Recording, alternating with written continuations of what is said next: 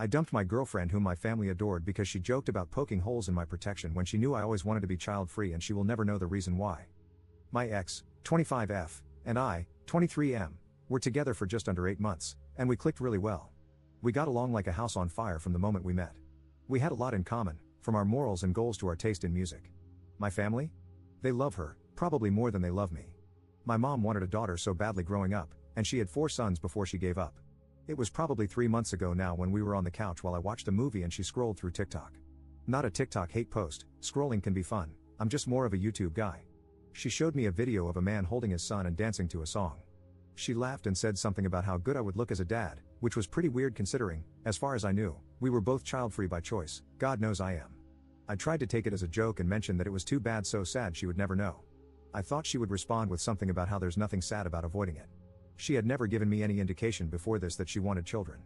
Then she started giggling this evil giggle and said something like, I don't know, it only takes one broken condom, in this sing-song voice that, I'm not even joking, gave me goosebumps. The implication was clear in her tone. Was she making a joke about poking holes in condoms? To me? For real? I tried to laugh it off, but it made me so uncomfortable. Like, skin-crawling levels of discomfort. After that, my intimate interest in her was entirely gone. It was like I processed her as a threat or something. To be entirely honest, my libido in general is entirely gone. It still hasn't come back. It feels like it's hibernating or something, waiting for the scary lady to be gone. I know what you're thinking, why didn't you communicate? I tried, a couple of times, but when she said, oh my god, I was kidding, you big baby, she never denied that the joke was about that. I dropped it and stopped bringing it up. I didn't think it was worth the fight at that point because, while I still care about her a lot, I do not feel comfortable even going to sleep around her, and there's no way that we'll mesh with a healthy relationship. If there's no trust, there's no relationship, that's how I feel, right? So, I broke up with her. When I told her, I said it was because I really needed to focus on myself. I didn't see a point in telling her the real reason, it would have just pissed her off. As it is, she seemed to take it in stride, not angry or overly upset, so that's good. My family is more heartbroken than I am, and I haven't been great. They're begging me to reconsider, not that I would. There's no way in hell I'm telling them anything. My mother would be beside herself, thinking, grandchildren, please son, give me grandchildren. More than that, I know even my dad, who doesn't care about grandchildren and recognizes he's more likely to get them from my younger siblings, would call me out for overreacting. So they got the same story she did. It's frustrating because I know it was just a joke, but it was also upsetting and sad. I know I'm overreacting, but in the moment it felt like my only option, and I really don't want to take it back even if I am. I know you may think I'm paranoid, and I probably am, but I just could not stop thinking about it. After she told that joke, I think it was going to end one way or another, so I'm glad it ended on decent terms instead of trying to stay and fix everything until I hated her.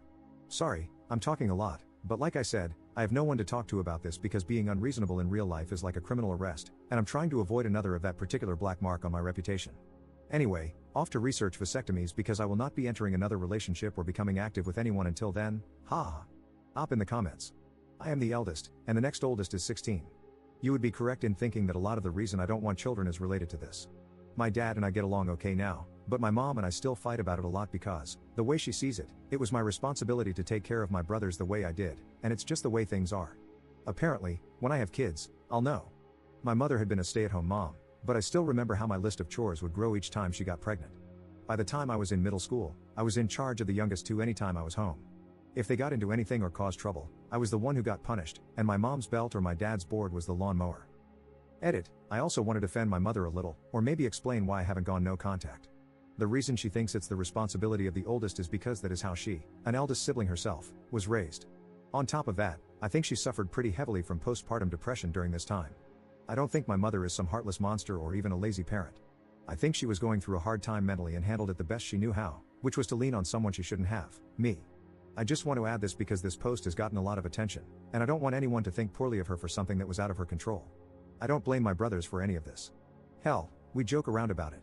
I still talk to and see them regularly, and we actually have a trip planned to go fishing out of state in a couple of months. I love them more than anything, so I get a little defensive when people start acting like they know anything about them or me. I know I should work on that too, but it's a problem. I know I should go to therapy, and I've tried, but there aren't many options without a waitlist near me, so I'm kind of at a standstill. The fact is, even if therapy changed my fears, I know what I want from life, and it isn't children. I've done my time changing diapers and such, and I really don't want to go back to the most miserable time in my life. Before anyone asks, yes, my ex knew all of this. Update 1. Well, I never thought I would update, but here I am, lol. I thought I had lost the password to this account and everything, but it was saved in the notes on my laptop. This isn't much of an update, but I can say that I did end up telling my friends more about the breakup, after I found out my ex is trying for a baby with her new boyfriend, who is also her ex. I wasn't stalking her to get this information. I live in a small town, and 2 of my friends came to me and told me.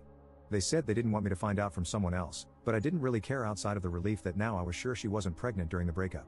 This had been giving me nightmares, which have now calmed down. Apparently, both of my friends thought I would react badly to the information and spiral or something, whatever. I know a lot of people said I overreacted to a joke and was a cruel-hearted misogynist trying to control her body and everything else, but this just confirmed to me that she was never joking. I mean, it's been a little over 2 months since the breakup, and she's trying to have a baby. I'm not angry at her anymore. In fact, I'm happy for her because if this is what she wants, good for her. I just wish she could have told me sooner so as not to waste either of our time. I've been working on getting a vasectomy, but as of now, it hasn't happened yet. As I mentioned in the last post, I won't be intimately or romantically active to any degree with anyone but my hand until that's completed. I think I'm lightly traumatized. This is a joke, you can laugh. What else? I'm thinking about getting a new dog? I have nothing else to add here, but thanks anyway. Op in the comments. So yeah, about the vasectomy, I explained it in the last post to a degree, but I didn't really get into my medical anxiety.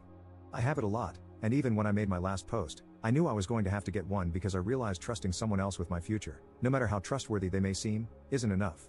I have never, and never intend to, smash without a condom. Even after the vasectomy, every woman I've been with intimately has expressed that they are also child-free and are on birth control of some kind. I am not into taking chances. I wouldn't mentally be able to handle having a child, and I would be a terrible father. I knew it was my time to take it into my own hands after the last time, but I was still extremely nervous to the point I was considering becoming celibate just to avoid the possibility altogether. It was actually the men, and wives of men, on Reddit who reached out after my last post and explained that they understood the nerves and they were natural, but that it really wasn't as scary or as painful as it sounds. I am very thankful for that because it helped me get up the balls, pun not intended, to bring it up with my doctor and start the process. Some even gave me advice on how to deal with the healing process, which I have fully taken under advisement.